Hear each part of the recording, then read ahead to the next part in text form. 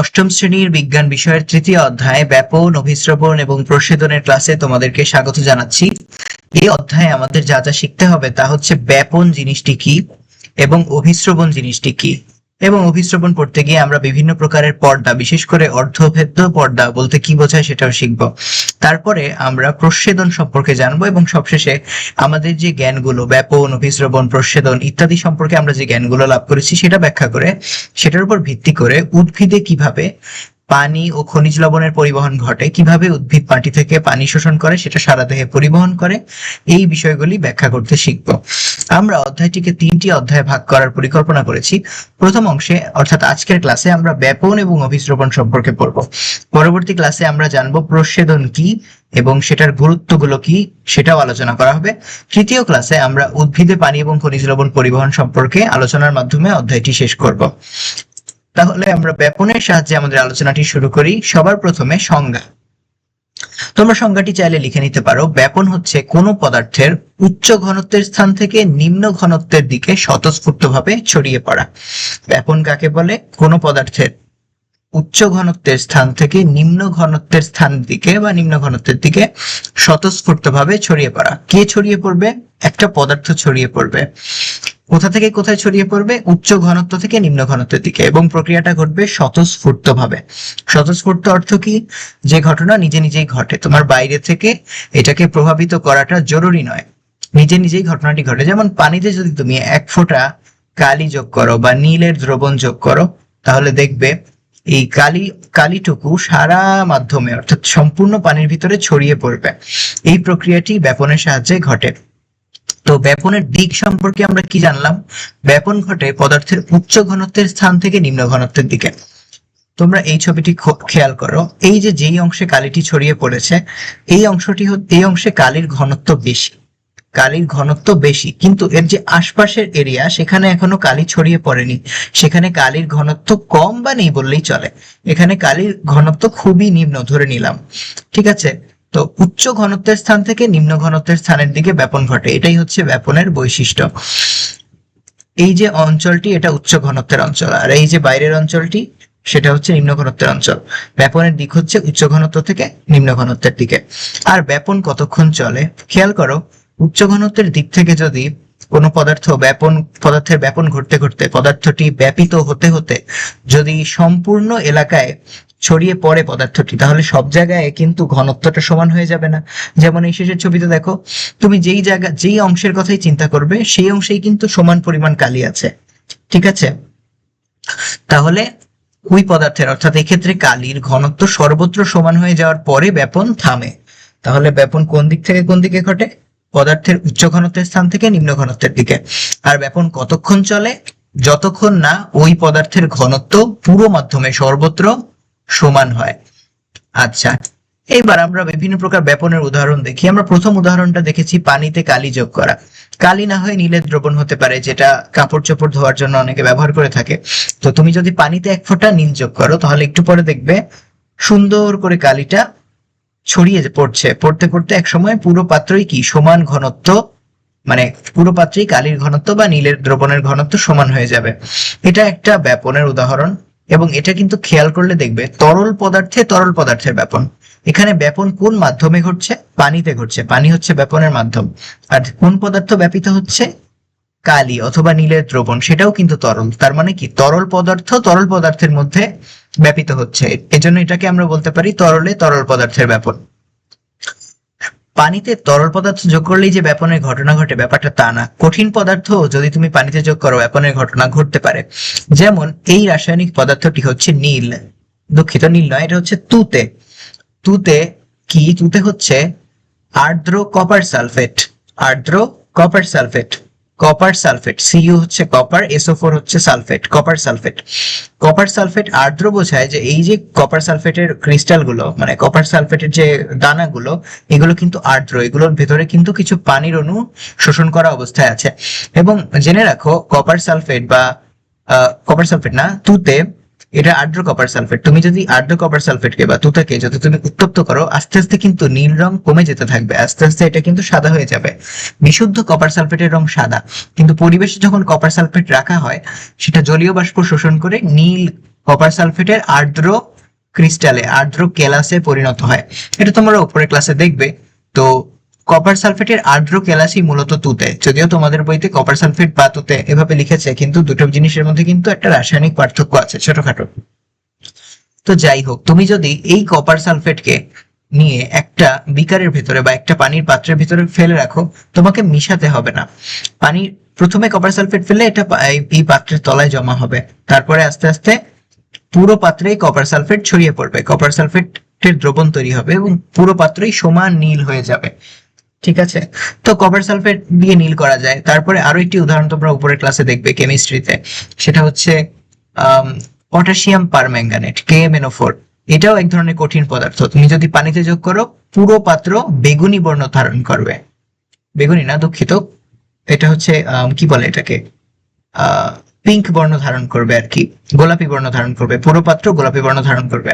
তো ওটা হচ্ছে পটাশিয়াম পারম্যাঙ্গানেট। আর কপার সালফেটের ক্ষেত্রে কি হচ্ছে, নীল বর্ণ ধারণ করছে। তাহলে এটা কি ধরনের ব্যাপন? এটা হচ্ছে তরল পদার্থে কঠিন পদার্থের ব্যাপন। ঠিক আছে, তাহলে আমরা দুই ধরনের ব্যাপন দেখলাম, কিন্তু ব্যাপন আসলে আরো অনেক ধরন আছে, যেমন বায়বীয় পদার্থে বায়বীয় পদার্থের ব্যাপন।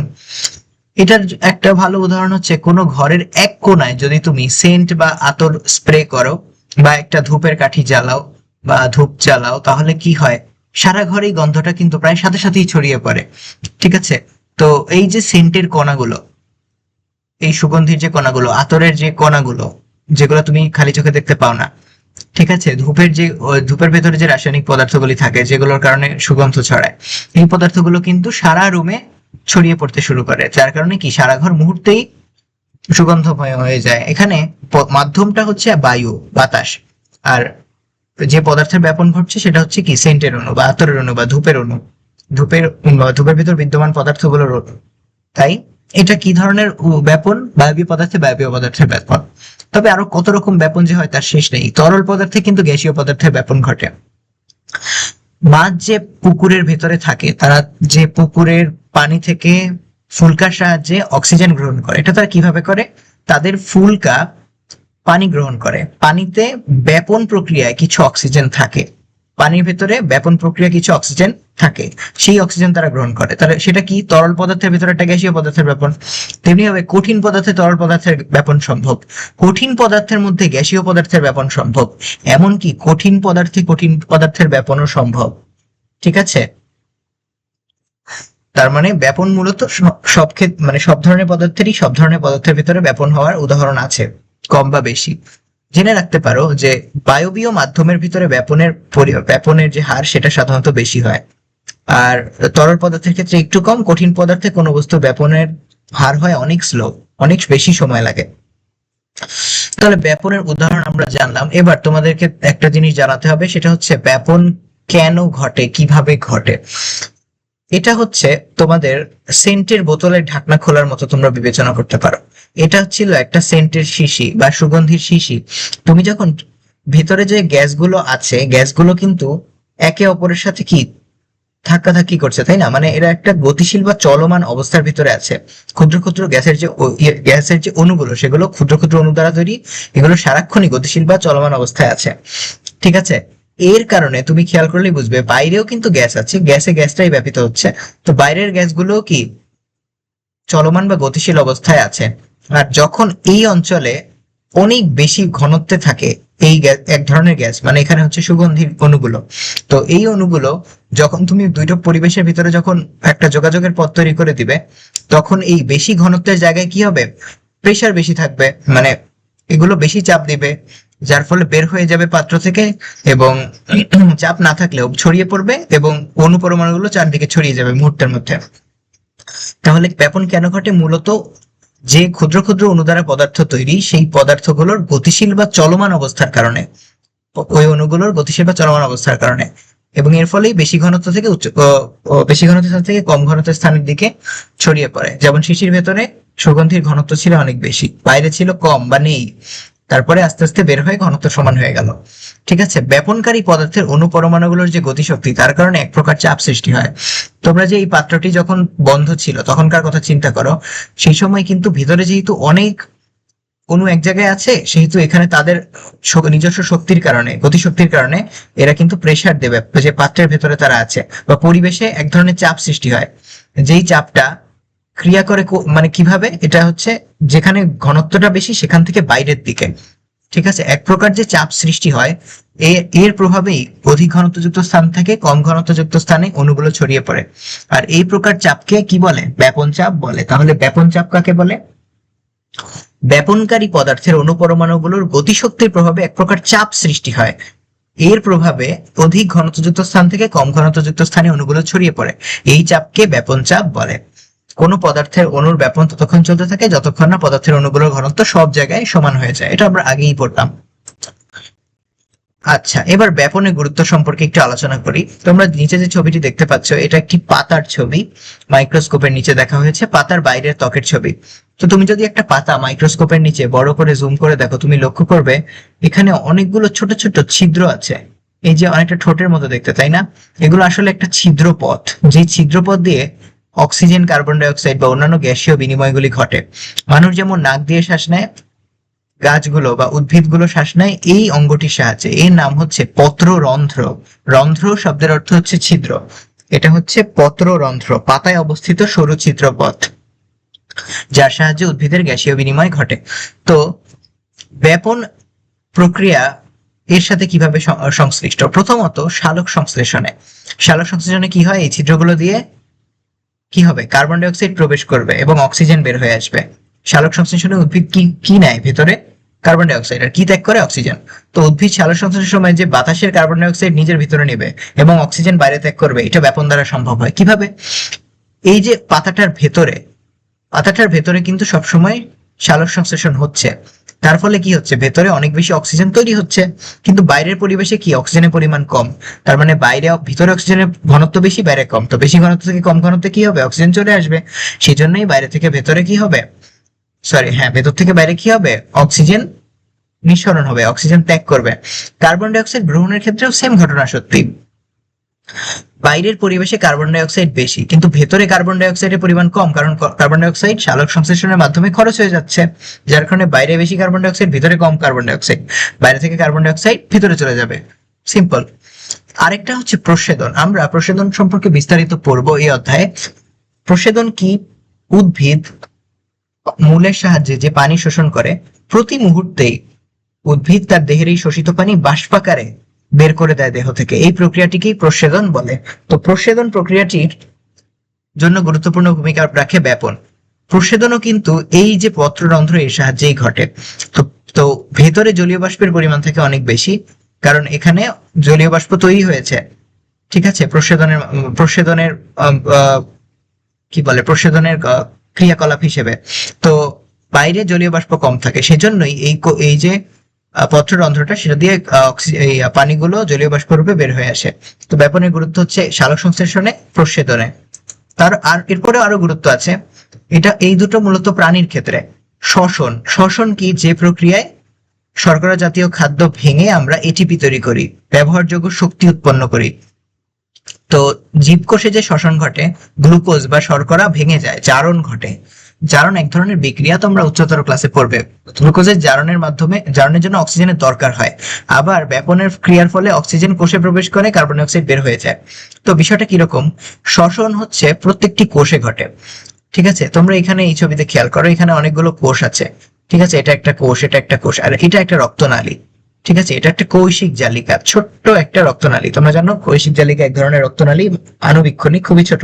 তো এগুলো হচ্ছে রক্তকোষ, যেমন এটা একটা লোহিত রক্তকোষ বা লোহিত রক্তকণিকা, আরবিসি। তো তুমি যে শ্বাস গ্রহণ করেছো ফুসফুসের সাহায্যে, ফুসফুসে তোমার যে অক্সিজেন, সেটা কিন্তু রক্তবাহিকায় চলে গিয়েছে, মানে কৌশিক জালিকার মাধ্যমে তোমার রক্তে চলে গিয়েছে, এবং পরে সেই রক্ত হার্টের সাহায্যে পাম্প হয়ে তোমার সারা দেহে পৌঁছে গিয়েছে। তো এই যে রক্তটা আসছে, ধরো এই পথে আসছে, এই রক্তের ভিতরে কিন্তু অক্সিজেনটা আছে, যেটা ফুসফুসের মাধ্যমে তোমার রক্তে গিয়েছে। তো এই যে রক্তনালিকা এর ভিতরে যে অক্সিজেন আছে তার পরিমাণটা তুলনামূলক বেশি, কার তুলনায়? এই যে কোষগুলোর তুলনায়।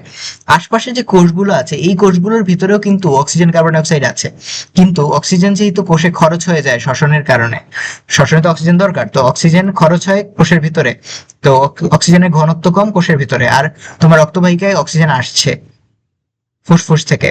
ঠিক আছে, তাহলে কি এটা হচ্ছে অক্সিজেনের উচ্চ ঘনত্বের জায়গা। এই রক্তনালিকার ভিতরে অক্সিজেনের ঘনত্ব কি বেশি? অক্সিজেন এই যে রক্তের ভিতরে দ্রবীভূত অবস্থায় আছে। কোষের যে রস অংশ, মানে রসালো অংশটা, মানে কোষ রস বলা যায়, বা কোষরস তো না, এটা হচ্ছে কোষের যে জলীয় অংশটা সাইটোপ্লাজম, সেখানেও কিন্তু অক্সিজেন দ্রবীভূত অবস্থা আছে। এখানে অক্সিজেনের ঘনত্ব বেশি, এখানে কম, তো বেশি ঘনত্ব কম ঘনত্ব দিকে অক্সিজেন এসে যাবে। শুধু যে অক্সিজেন আসবে তা না, পুষ্টি উপাদানও কিন্তু এভাবেই আসে। ঠিক আছে, তোমার রক্ত থেকে তোমার প্রতিটা কোষে পুষ্টি উপাদান পাঠায়, আসে কিভাবে? ব্যাপনের সাহায্যে। আবার এই যে দেহের যে প্রক্রিয়াগুলো, তার মাধ্যমে কি হয়, তোমার শরীরে কার্বন ডাই অক্সাইড তৈরি হয়, বর্জ্য পদার্থ তৈরি হয়, তো এই পদার্থগুলি আবার ব্যাপনের সাহায্যে তোমার রক্তে ফিরে আসে, কারণ তোমার রক্তে কি বর্জ্য পদার্থের পরিমাণ, কার্বন ডাই অক্সাইডের পরিমাণ কম, আর কোষে কি শ্বসনের কারণে বেশি কার্বন ডাই অক্সাইড তৈরি হয়েছে, বিপাকীয় ক্রিয়ায় বেশি বর্জ্য উৎপন্ন হয়েছে, তো এখানে বর্জ্যের ঘনত্ব বেশি, তো এটা আবার রক্তে যাবে, রক্ত থেকে কিডনিতে চলে যাবে, সেখানে বর্জ্য পদার্থ কমে যাবে, বর্জ্য পদার্থের ছাকন ঘটবে, আবার ফুসফুসে তোমার কার্বন ডাই অক্সাইড ত্যাগ হবে, এভাবেই প্রসেসটা চলতে থাকে। তাহলে ব্যাপনে আর দুইটা গুরুত্ব কি? শ্বসন, জীবকোষে শ্বসনের সময় গ্লুকোজের জারণ ঘটে, অক্সিজেন প্রয়োজন হয়। ব্যাপনের ফলে কি অক্সিজেনটা কোষে প্রবেশ করে এবং কি কার্বন ডাই অক্সাইড বের হয়ে যায়। আর পুষ্টি উপাদানের পরিবহন, রক্ত থেকে পুষ্টি উপাদান, অক্সিজেন প্রভৃতি কোষে আসে কিভাবে? একটা জিনিস জেনে রাখো, সেটা হচ্ছে এই যে রক্তনালীর সাথে কোষের সবসময় ডিরেক্ট কন্ট্যাক্ট থাকে না, ইনফ্যাক্ট থাকে না। ঠিক আছে, রক্তনালীগুলো, আণুবীক্ষণিক সূক্ষ্ম রক্তনালী, যে কৈশিক জালিকাগুলো, এর সাথে কোষের সরাসরি সংযোগ থাকে না, কন্ট্যাক্ট থাকে না। মাঝখানে কি থাকে? এক ধরনের জলীয় অংশ থাকে। ঠিক আছে, এই জলীয় অংশগুলোর একটা ধরন হচ্ছে লসিকা বা লিম্ফ। ঠিক আছে, তো লসিকায় আসে খাদ্যের পুষ্টি উপাদানগুলো, কারণ লসিকাতে খাদ্য পুষ্টি উপাদানের ঘনত্ব কম। তারপরে সেখান থেকে আরো কম কোষের ভিতরে, কোষে আসে। এভাবে কোথায় পুষ্টি উপাদানের শোষণের পথটা তাহলে কি? রক্ত থেকে লসিকা, লসিকা থেকে কোষ। ঠিক আছে, তো শ্বসন এবং পুষ্টি উপাদান সম্পর্কে কিভাবে পরিবহন হয় ব্যাপনের সাহায্যে, সেটা আমরা পড়লাম। তাহলে ব্যাপনের গুরুত্ব কিভাবে ঘটে, কোথায় ঘটে, সবকিছুই আমাদের জানা হলো। এবার আমরা অভিস্রবণ সম্পর্কে পড়ব। অভিস্রবণ কাকে বলে তোমরা সংজ্ঞাটি লিখে নিতে পারো, একটু বড়, তবে এটা আমাদের অবশ্যই শিখতে হবে। সেটা হচ্ছে যে প্রক্রিয়ায় একই পদার্থের নির্দিষ্ট একটা পদার্থের কম ঘনত্ব আর বেশি ঘনত্বের দুইটা দ্রবণকে, যদি একটা শর্ত আছে, যদি আমি দুইটা দ্রবণ দুটিকে যদি আমরা অর্ধভেদ্য পর্দা দ্বারা আলাদা করে রাখি। কি দ্বারা আলাদা করে রাখি? অর্ধভেদ্য পর্দা দিয়ে আলাদা করে রাখি। মানে অভিস্রবণ মানে আমাদের একটা পর্দা লাগবে, সেটা হচ্ছে অর্ধভেদ্য পর্দা, এবং পর্দার দুই পাশে মানে একই পদার্থে দুইটা দ্রবণ লাগবে। ঠিক আছে, তো এইভাবে এই সেটিংটা করলে কি হবে? এই সেটিংটা করলে যা হবে তা হলো, দ্রাবক পদার্থের অণুগুলো, দ্রাবক এখানে যেমন এটা মনে করো, এই যে লাল লাল ডট গুলো, এগুলো হচ্ছে লবণ, আর এই নীল অংশটা হচ্ছে পানি। তো কি হবে? পানির অণুগুলো, দ্রাবক হচ্ছে পানি, তো পানির অণুগুলো কম ঘনত্বের দ্রবণ, এখানে কম ঘনত্ব, এখানে বেশি ঘনত্ব, কম ঘনত্বের দ্রবণ থেকে অধিক ঘনত্বের দ্রবণের দিকে চলে যাবে। দেখো ডান দিকের ছবিটাতে কি হয়ে গেছে, এখানে বেশি পানি চলে এসেছে অর্ধভেদ্য পর্দাটাকে ভেদ করে। ঠিক আছে, এই যে প্রক্রিয়াটা, এটাকে অভিস্রবণ বলে। এটা আমরা আরো বিস্তারিত এখন দেখবো, তোমরা সংজ্ঞাটা খেয়াল করো, এটা মুখ্য এই স্লাইডে। এই প্রক্রিয়ায় একই পদার্থের কম ঘনত্ব ও বেশি ঘনত্বের দুটি দ্রবণ অর্ধভেদ্য পর্দা দ্বারা পৃথক করা হলে দ্রাবক পদার্থের অণুগুলো কম ঘনত্বের দ্রবণ থেকে অধিক ঘনত্বের দ্রবণের দিকে যায়, তাকে অভিস্রবণ বলে। আচ্ছা, এবার আমরা দুটো জিনিস একটু জেনে নেব। একটা হচ্ছে দ্রবণ জিনিসটা কি, আর একটা হচ্ছে অর্ধভেদ্য পর্দা জিনিসটা কি, কারণ এই দুটি না জানলে আমাদের এই অধ্যায়টাই জানা হলো না, তাই না?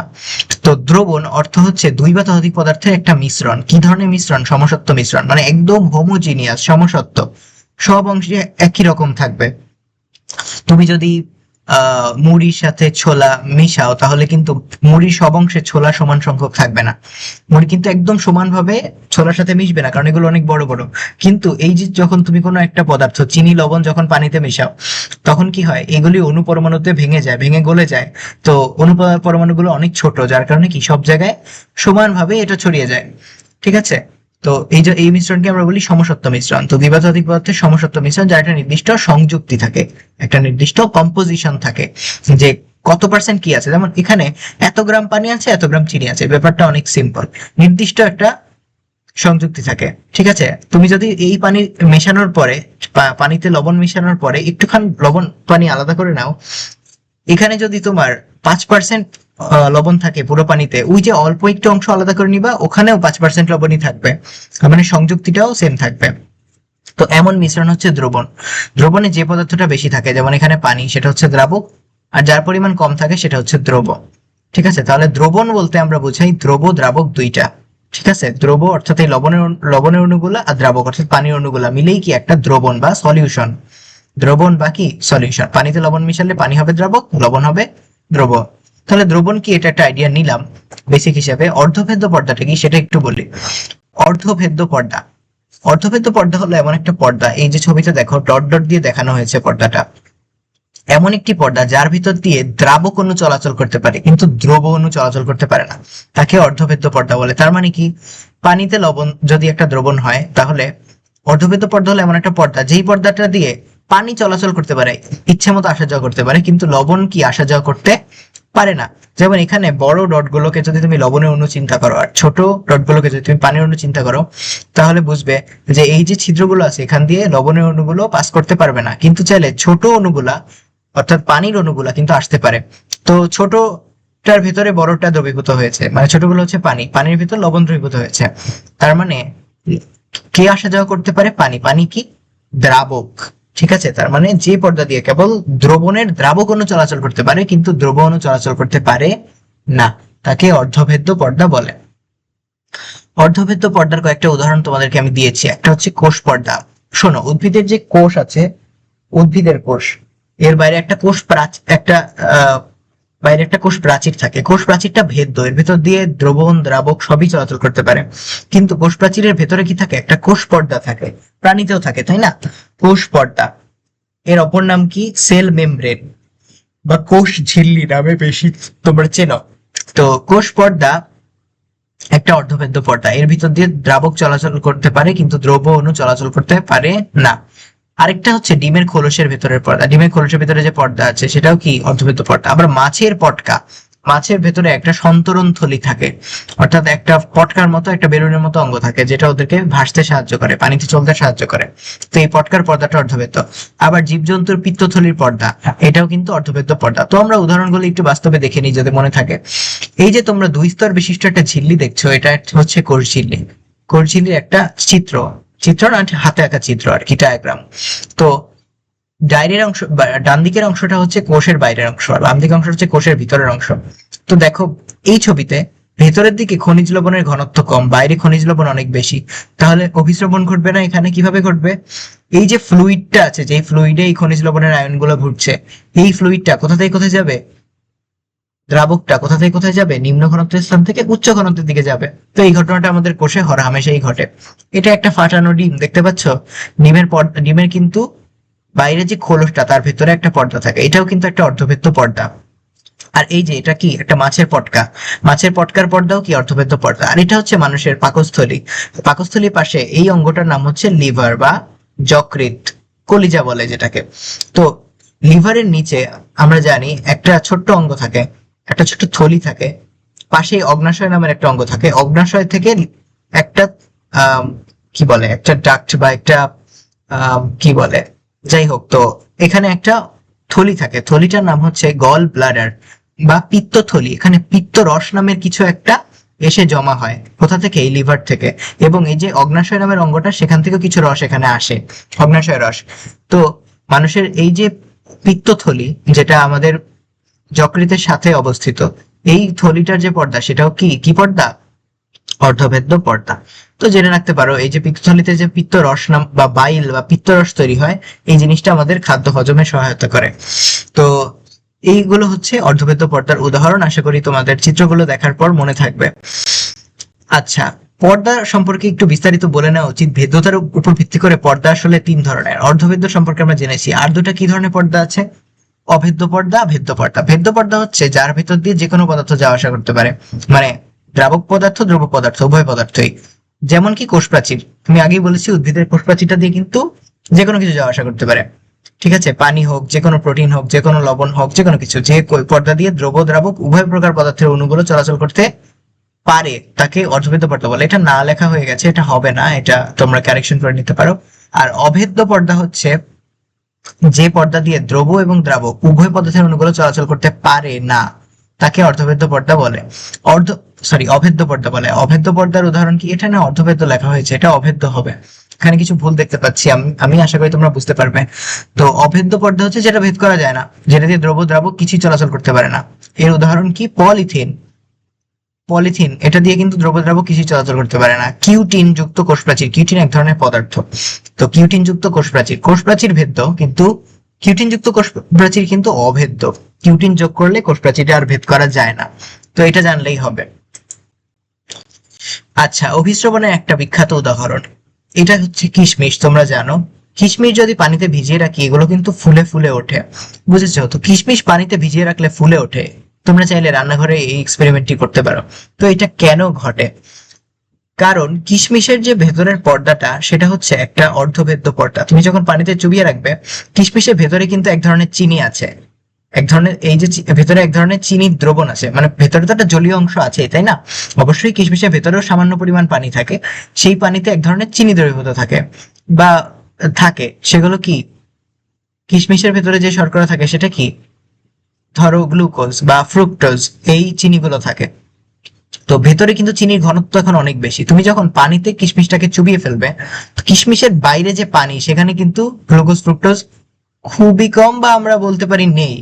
আসলে নেই, আমরা ভাবতে পারি খুবই কম, অর্থাৎ বাইরের অংশটা কি? নিম্ন ঘনত্বের দ্রবণ।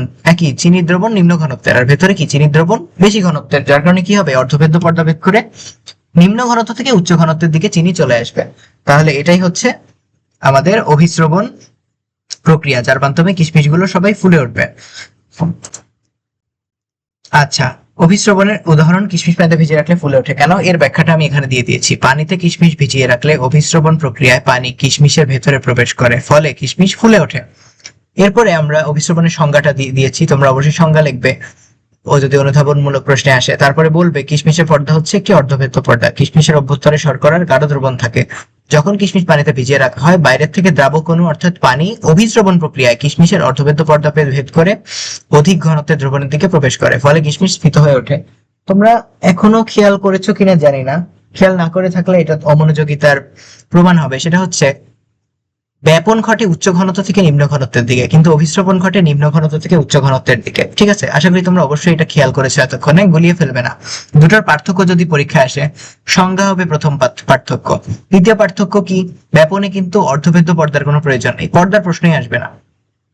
কিন্তু অভিস্রবণ কিন্তু অর্ধভেদ্য পর্দার প্রয়োজন। আর ব্যাপন ঘটে উচ্চ ঘনত্ব থেকে নিম্ন ঘনত্বের দিকে, কিন্তু অভিস্রবণ ঘটে নিম্ন ঘনত্ব থেকে উচ্চ ঘনত্বের দিকে। তাহলে পার্থক্যগুলো কি পারা যাবে?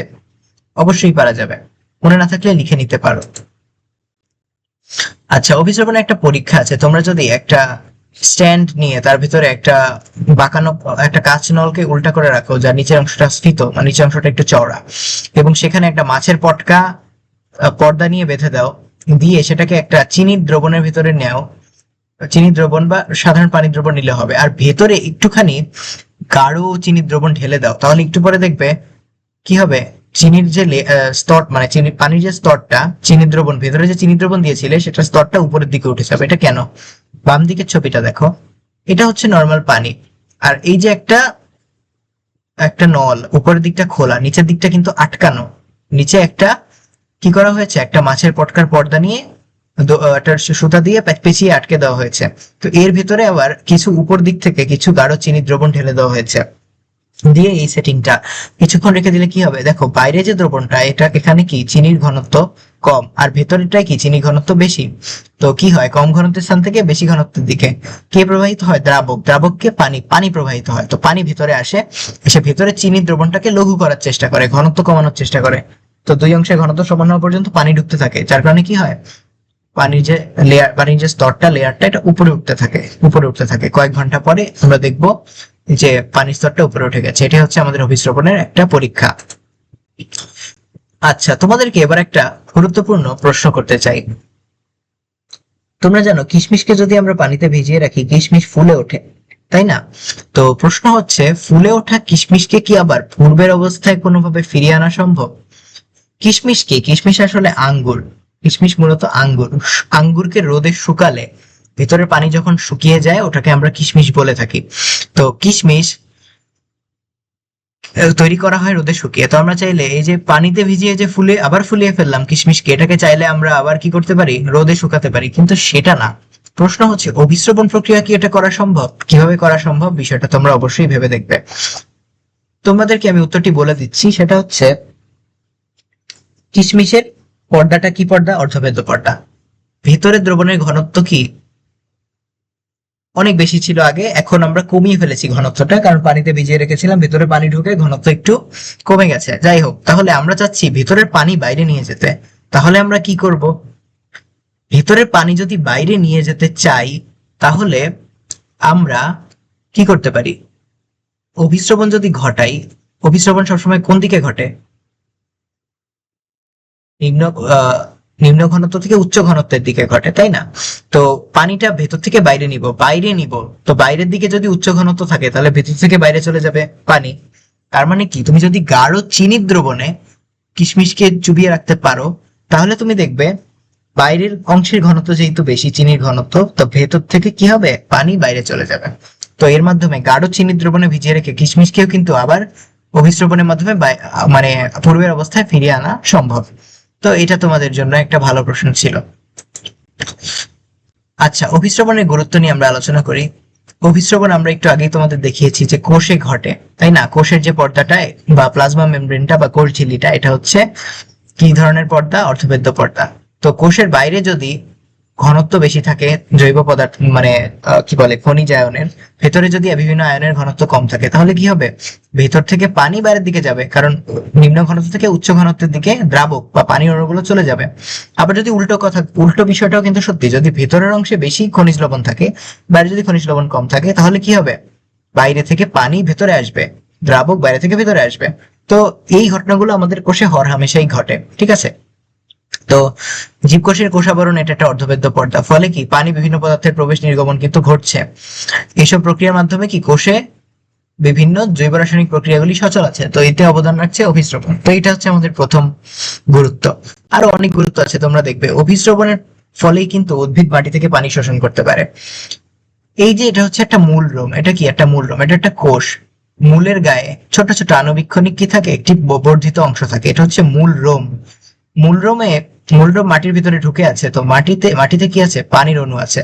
তো মূলরোমের ভিতরে পানির ঘনত্ব থাকে কি? মূলরোমের ভিতরে কোষরসের ঘনত্ব কি থাকে? তুলনামূলক, ধরো মানে যাই থাক, ঠিক আছে, বাইরে থেকে কি হবে? পানি ভেতরের দিকে আসবে। তার মানে কি, বাইরে ঘনত্ব হচ্ছে কম, ভেতরে হচ্ছে ঘনত্ব বেশি। তো এইভাবে বাইরে থেকে ভেতরের দিকে পানি চলে আসবে, কারণ কি, মূলরোমের যে পর্দাটা এটাও কিন্তু অর্ধবেদ্য পর্দা। বাইরের যে পানি, এখানে কিন্তু কোনো খনিজ লবণ নাই, কিন্তু ভিতরে কিন্তু খনিজ লবণ আছে কোষের মূলের ভেতরে। যার কারণে কি ঘটবে? বাইরে থেকে ভেতরের দিকে অভিস্রবণ প্রক্রিয়াটা ঘটবে, এবং অভিস্রবণের ফলে কি, পানি শোষিত হবে। তাছাড়া কি হয়, উদ্ভিদ যে পানি শোষণ করে মূলের মাধ্যমে, এর ফলে কি, উদ্ভিদের কোষগুলো কিন্তু পানি দিয়ে রথ এদের স্ফীতি ঘটে, এরা এরা ফুলে ওঠে পানি শোষণ করে। এই যে প্রক্রিয়াটা দেখো, বাইরের অংশটা হচ্ছে কোষ প্রাচীর, এটা কিন্তু ফুলবেও না, চুপসাবেও না, কিন্তু ভিতরের কোষ দেখো পানি গ্রহণ করে কিন্তু পুরোপুরি ফুলে উঠতে পারে, পানির অভাবে অনেক বেশি চুপসেও যেতে পারে। তো রসস্ফীতি, এই যে পানি দিয়ে ভরে ওঠার প্রক্রিয়াটা হচ্ছে রসস্ফীতি। এই ঘটনাটা অভিস্রবণের সাহায্যে ঘটে। তাহলে অভিস্রবণের প্রথম গুরুত্ব হচ্ছে কি, প্রথম গুরুত্বটা হচ্ছে কোষের জৈব রাসায়নিক প্রক্রিয়াগুলো সচল রাখে। দ্বিতীয় গুরুত্ব হচ্ছে মূলরোম এর সাহায্যে মাটি থেকে পানি শোষণে সহায়তা করে। তৃতীয় গুরুত্ব হচ্ছে কোষের রসস্ফীতি ঘটায়। চতুর্থ বিষয় হচ্ছে রসস্ফীতি ঘটলে, পানি শোষণ করলে কাণ্ড পাতা সতেজ থাকবে, এটা একটা গুরুত্ব। আরো দুটো গুরুত্ব আছে। ফুলের পাপড়ি যে বন্ধ হয়, এই প্রসেসটা কিন্তু অভিস্রবণের মাধ্যমে ঘটে। আবার মানুষ মানুষ বা অন্যান্য প্রাণীর অন্ত্রে, এটা হচ্ছে মানুষের ক্ষুদ্রান্ত্রের একটা কাটা অংশ ছবি, তাই না? এই যে কাটা অংশটা খুলে যদি তুমি বিছিয়ে দাও, তাহলে খেয়াল করবে বা অনুবীক্ষণে দেখতে পাবে যে কি, মানুষের যে ক্ষুদ্রান্ত্র তার ভেতরের অংশে কি থাকে? ভিলাই থাকে, তোমরা ছোটবেলায় পড়েছো। এই ভিলাই অংশে যে পুষ্টি উপাদান শোষিত হয়, এটাও কিন্তু অভিস্রবণের সাহায্যে হয়। তার মানে কি, প্রাণীর অন্ত্রে খাদ্য শোষিত হয় কিসের সাহায্যে? অভিস্রবণের সাহায্যে। তার মানে আমরা অভিস্রবণের গুরুত্বগুলো পড়ে ফেললাম। এর মাধ্যমে আমাদের ব্যাপন অভিস্রবণের আলোচনা শেষ হলো। সবাইকে পরের পর্ব বা সামনের পর্ব দেখার আমন্ত্রণ জানাচ্ছি যদি প্রয়োজন মনে হয়। সবাইকে ধন্যবাদ।